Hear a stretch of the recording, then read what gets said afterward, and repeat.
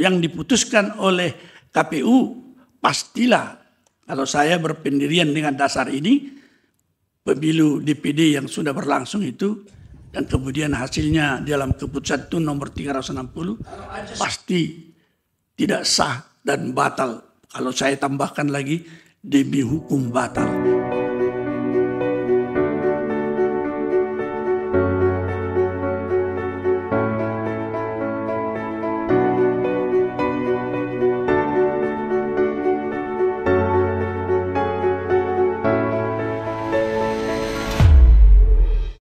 Ternyata termohon terbukti telah sengaja menentang perintah putusan Badan Peradilan untuk tujuan menghalang-halangi hak konstitusional pemohon untuk dipilih.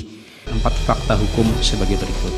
Fakta hukum yang pertama, pemohon sebagai calon anggota DPD telah dihalang-halangi right to be candidate-nya. Pemohon telah ditetapkan dalam DCS dalam keputusan nomor 1042 tahun 2023 pada lampiran 3 tanggal 18 Agustus 2023. Namun dalam keputusan tahun nomor 1563 tahun 2023 tentang DCT pada lampiran 3 termohon tidak lagi ditetapkan di dalamnya. Pemohon telah mengikuti prosedur dengan dinyatakan memenuhi syarat dan ditetapkan dalam DCS anggota DPD Dapil Sumbar dalam keputusan 1042.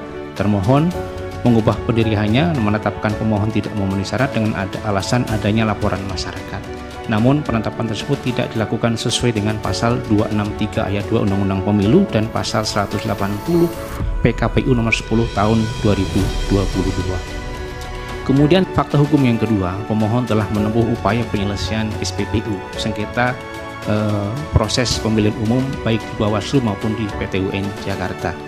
Permohonan ke Bawaslu telah diregister dan diputus, namun permohonan itu ditolak, kemudian diajukan gugatan SPPU ke PT UN tanggal 23 November dan putusan SPPU PT UN nomor 600 tanggal 19 Desember mengabulkan permohonan pemohon yang dalam amar angka 2, 3, dan 4 menyatakan batal keputusan KPU nomor 1563 tahun 2023 tentang DCT anggota DPD tanggal 3 November lampiran 3 Dapil Sumatera Barat. Kemudian angka 3 petitum memerintahkan termohon untuk mencabut keputusan KPU nomor 1564 tahun 2023 tersebut.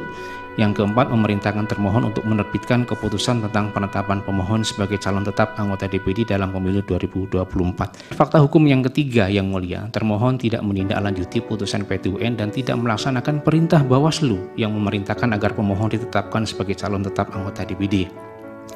Kami sampaikan bahwa berdasarkan pasal 471 ayat 8 Undang-Undang Pemilu Junto pasal 13 Perma Peraturan Mahkamah Agung nomor 5 tahun 2017 seharusnya termohon menindaklanjuti perintah putusan PT UN Jakarta dengan menetapkan pemohon sebagai calon tetap anggota DPD Dapil Sumatera Barat.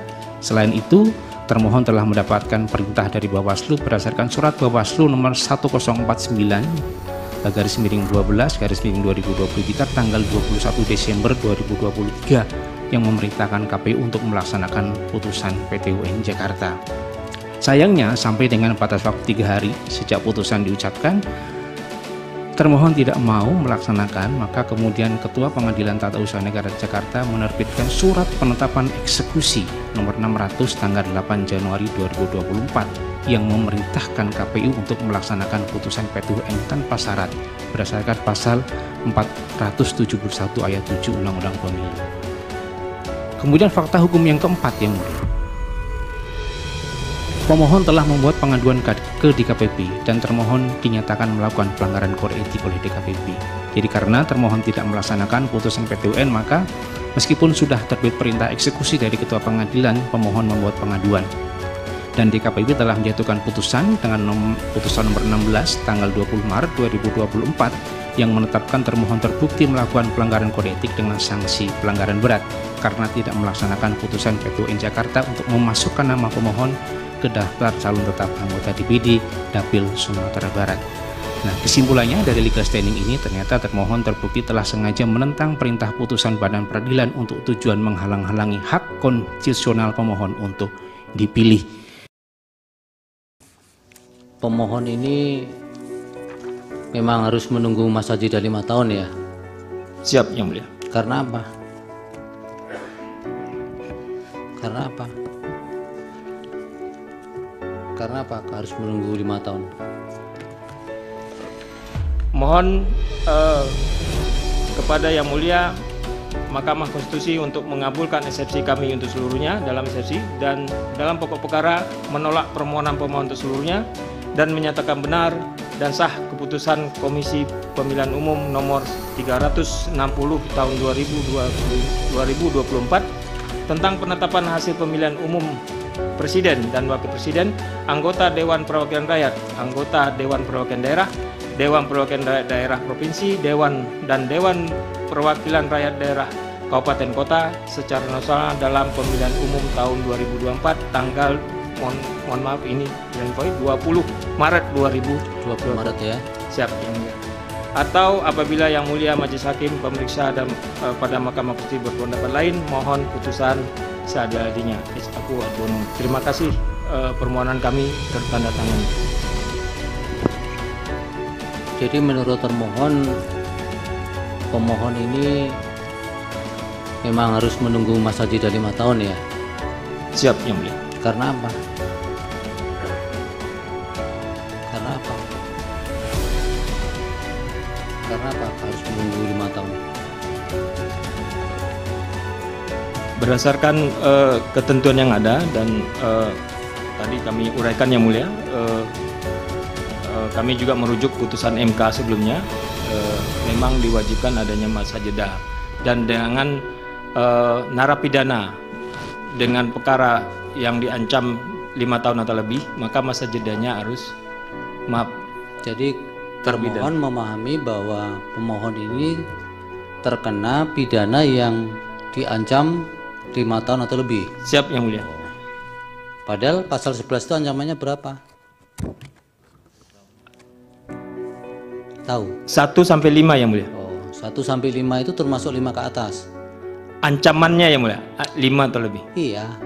Ancamannya kan kalau pasal 11 itu 1 sampai 5 kan? Siap Yang Mulia. Itu termasuk 5 ke atas yang dimaksud putusan MK 2023 itu. Siap. Nomor 12 itu ya. Iya. Oke. KPU menghadapi perkara seperti ini tidak sekali ini saja. Pada pemilu 2019 ada ketua umum partai politik yang mendaftarkan diri sebagai calon DPD. Pada waktu itu statusnya juga sudah masuk dalam DCS. Lalu antara DCS sampai dengan DCT ada putusan Mahkamah Konstitusi Judicial Review yang pada intinya menyatakan bahwa pengurus partai politik itu dilarang menjadi calon DPD. Sehingga kalau yang bersangkutan sampai sebelum penetapan DCT belum menunjukkan bukti pengunduran diri sebagai pengurus partai politik, maka dinyatakan tidak. Apakah apple to apple dengan yang 2019 yang dicontohkan tadi itu? Yang memang itu kan ada perintah di putusan MK itu yang Bapak contohkan pimpinan partai tadi. Sebentar dulu. Sementara ini juga ada putusan yang inkrah yang sudah diperintahkan bahkan di unmanning juga kok, malah beda kan? Artinya tidak usah dijawab, artinya kalau itu dihadap-hadapan apakah sama-sama mematuhi putusan badan peradilan atau bukan kan? Bapak. Kemudian tindak lanjutnya kok berbeda gitu.